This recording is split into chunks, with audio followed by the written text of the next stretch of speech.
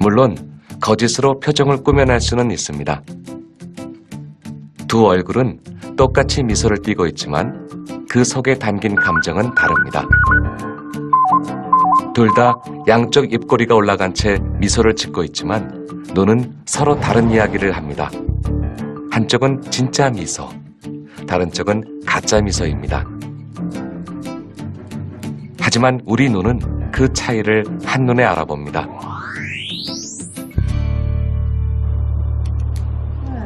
눈이 마음의 창이라는 건 틀린 말이 아닙니다. 됐다. 오, 공포를 느낄 때와 무표정일 때 눈은 서로 다른 모습을 하고 있습니다. 생후 7개월 된 아기에게 두 눈을 보여주고 뇌파를 측정했습니다. 공포의 눈을 볼 때 뇌파는 더 높이 올라갔습니다. 아기가 놀랐다는 표시이기도 합니다. 눈 흰 자위와 검은 자의 비율만 보고도 그 속에 담긴 서로 다른 감정을 읽은 것입니다.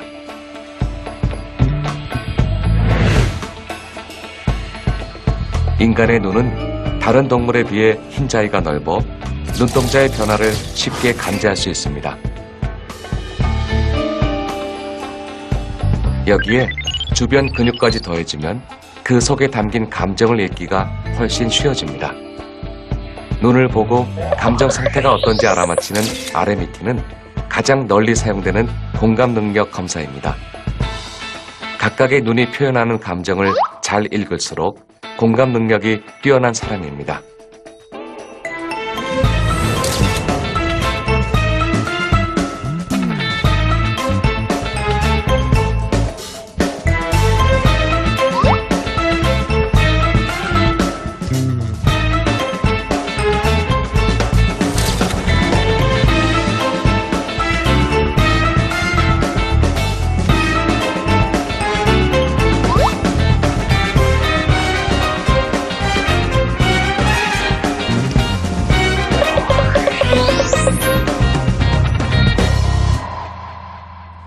공감한다는 건 상대방의 감정을 공유하는 것이다. 이렇게 정의를 낼 수가 있죠. 근데 상대방의 감정을 공유하려면 1단계가 상대방의 감정이 어떤 감정을 지금 느끼고 있는지를 읽어내는 게 중요한데, 읽으려면 상대방의 눈의 변화나 얼굴 표정이 어떻게 변화되는지를 알고 그 표정을 통해서 감정을 유추해내는 것, 이게 제일 정확한 방법이거든요.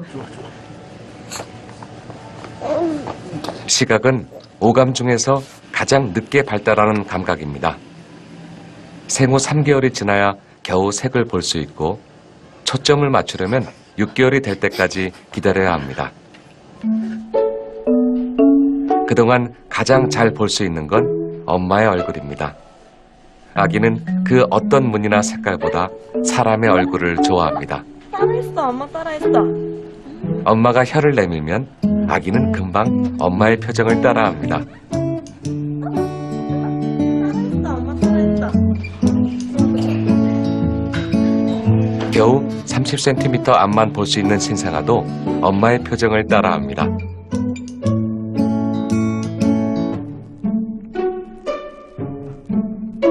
선명하게 보이지 않아도 직감적으로 표정을 흉내내는 것입니다.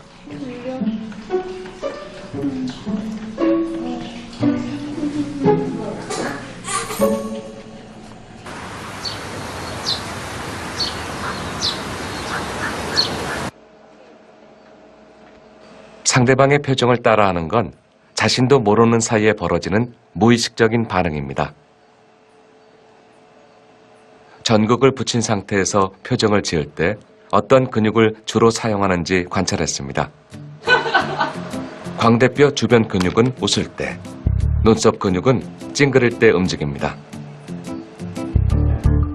다른 사람의 표정을 볼 때도 자신도 모르게 똑같은 근육을 움직입니다. 웃는 표정에서는 광대뼈 주변이, 화를 내거나 찡그린 표정에서는 눈썹이 순간적으로 반응합니다. 표정을 본 시간은 겨우 0.03초. 무엇을 봤는지 알 수 없는 찰나임에도 상대방의 표정을 따라하고 있는 것입니다.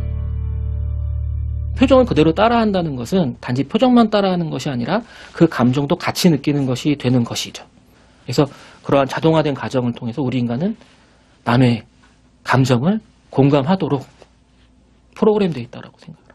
우리가 공감하려고 하는 것이 누가 시켜고 뭐 어떤 의도에 따라 하는 것이 아니라 우리 몸속에 다른 사람의 내면 세계, 다른 사람의 표정에 대해서 자동적으로 따라하고 공감하여라라는 어떤 프로그램되어 있는 시스템이 우리 인간이다라는 걸 보여준다고 생각을 합니다. 마치 거울을 보듯 다른 사람의 표정을 따라하려는 본능은 우리 뇌에 있는 거울신경 덕분입니다. 거울신경은 다른 사람의 모습을 보기만 해도 마치 자신이 똑같이 행동하는 것처럼 반응합니다. 이는 감정을 담당하는 변연계를 자극해 다른 사람이 느끼는 감정까지 함께 느끼기 때문입니다.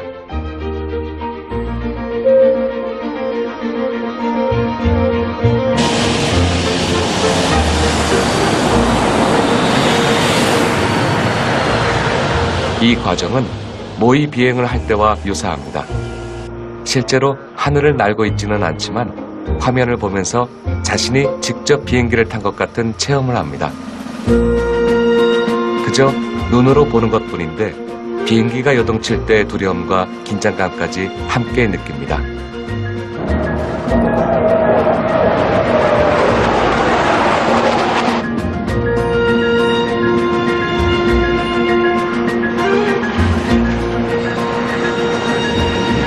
내가 관찰자 시점이와 행위자인 시점에서 동시에 발화하는 영역이 거울세포에는 있다는 것입니다.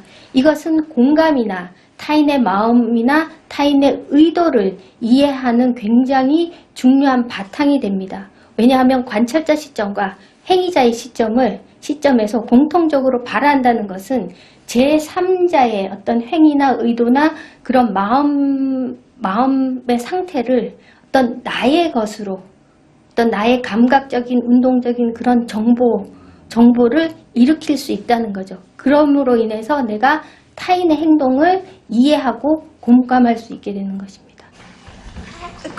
거울신경은 상대방의 표정과 행동을 모방하고 서로 공감할 수 있는 기초가 됩니다. 하지만 뇌의 다른 부위와 마찬가지로 쓰지 않으면 퇴화합니다.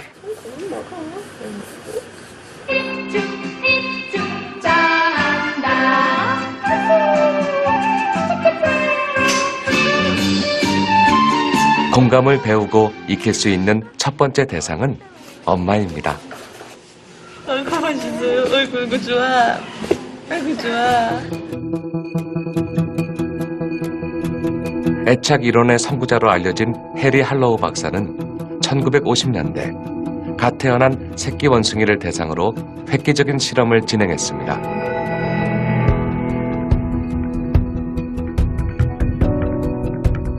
우리 안에 철사와 헝겊으로 만든 원숭이 모형을 놓고 새끼 원숭이의 반응을 살펴봤습니다.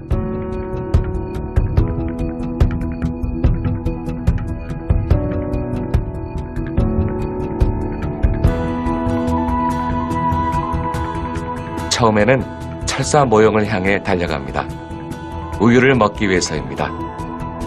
하지만 젖을 다 먹자마자 천으로 만든 모형에 달라붙어 이곳에 18시간 동안 머뭅니다. 먹이보다 부드럽고 따뜻한 보살핌을 택한 것입니다.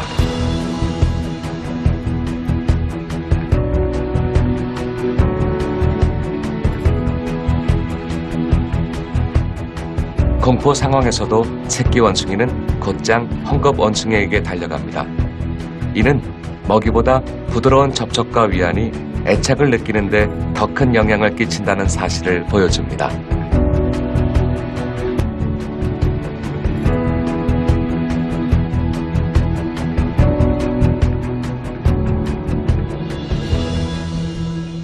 엄마? 아기와 눈을 맞추며 적절한 반응을 해주는 것은 공감 능력뿐만 아니라 말을 배우는 데도 결정적입니다. 아기는 엄마의 입모양을 보고 목소리를 들으며 말을 배웁니다.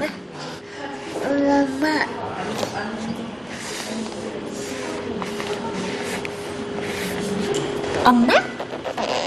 엄마? 엄마? 엄마. 옹알이를 할 때 애착 관계를 형성할 누군가가 없다면 말을 배울 수 없습니다. 서로 연결되어 있다는 느낌. 이것이 바로 애착 관계이자 공감의 시작입니다. 아기가 태어나 처음 맺는 애착 관계는 자라면서 공감 능력을 키우는 밑거름이 됩니다. 이때 서로 눈을 맞추고 목소리를 듣고 피부를 맞대며 접촉하면 아기는 공감하는 법을 잘 배울 수 있습니다. 애착이라고 하는 연결망이 만들어지면 그 연결망을 통해서 이 사람이 아플 때 이렇게 우는구나. 그 아픔을 느낍니다. 18개월만 돼도 아이들이 자기 엄마가 이렇게 울고 있으면 가서 위로를 해주거든요. 그건 자기 엄마이기 때문에 그래요. 동네 아줌마가 울고 있다고 위로하지는 않습니다. 그러니까 그 연결이 됐다는 그 느낌, 그게 공감이거든요. 그 연결이 됐다고 하는 느낌과 하나의 이미지가 이제 아이한테 자리 잡으면 그게 애착의 상이 되고 그걸 통해서 다른 사람들도 그런 관계를 맺을 수 있는, 사랑할 수 있는 능력이 생기는 거예요. 한마디로 얘기하면요. 좀 더 커서는 또래 친구들과의 관계 속에서 공감 능력을 키워갑니다.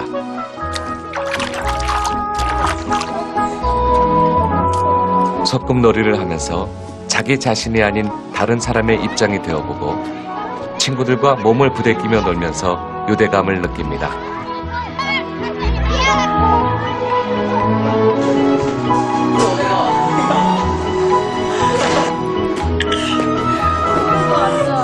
책을 읽거나 이야기를 들을 때면 등장인물의 입장이 되어 상상의 나래를 펼치기도 합니다. 독서량이 많고 몰입도가 높을수록 정서적인 공감 능력에 도움이 됩니다. 성인을 대상으로 한 연구에서는 대중소설보다 작품성이 높은 문학작품을 읽을 때 공감 지수가 더 높은 것으로 나타났습니다. 우리가 실제로는 영화나 드라마에 있는 것처럼 이렇게 단순한 속성을 갖고 있지는 않잖아요. 굉장히 다양한 그 성품들을 다 가지고 있는데, 그러니까 이 복합적인 인성에 대해서 굉장히 충실히 표현되어 있기 때문에 도대체 이 문학성이 높은 작품을 읽으면서 왜 이 등장인물이 이렇게 행동을 하지를 이해하려면 그 사람의 상황에 대해서 더 이해하려고 하는 인지적인 노력이 더 많이 요구가 되고, 그러한 인지적인 노력이 결국은 공감 능력의 향상을 불러일으킨다라고 이제 해석을 했습니다.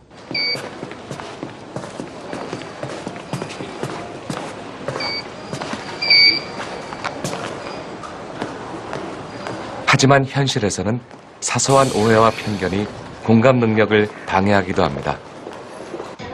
방글라데시 이주민인 나즈물 씨는 한국에 온 지 10년이 다 돼갑니다. 있어서 나는 무병을 못 땄어요. 90번 버스로 제일 뒤에 자리에서 앉았거든요. 거기에서 나랑 아줌마는 앉았는데 그 아줌마는 해서 이렇게 냄새를 안 맡는데 이렇게 생각하고 있고요. 근데 저도 너무 답답해서 나는 사람이냐? 나는 올라가고 다른 데 가서 그냥 이렇게 땄어요. 네, 이런 거 있어요.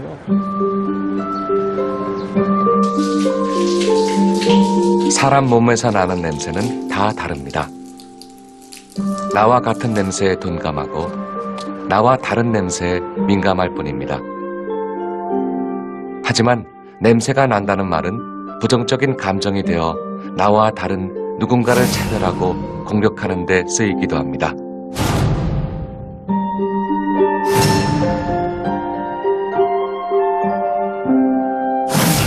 냄새가 난다라고 말하는 것은 가장 사실은 공격적인 발언인 거죠. 왜냐 그러면 그건 증명할 수도 없고 방어할 수도 없고 자기 스스로 타고난 거라서 어떻게 할 수도 없는 건데 가장 그러니까 그 인신공격적인 발언이 되는 거죠. 다른 인종의 냄새를 맡았을 때 그것이 좋고 나쁨은 전적으로 감정에 의한 겁니다.